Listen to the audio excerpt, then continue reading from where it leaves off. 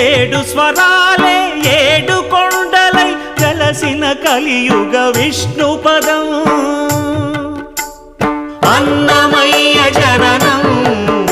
ఇది అన్నమయ్య జననం ఇది అన్నమయ్య జననం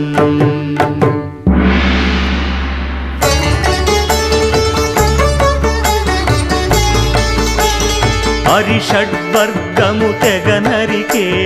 హరిఖడ్గం ఇది నందకము బ్రహ్మలోకమున బ్రహ్మా భారతి నాదాశీసులు పొందినదై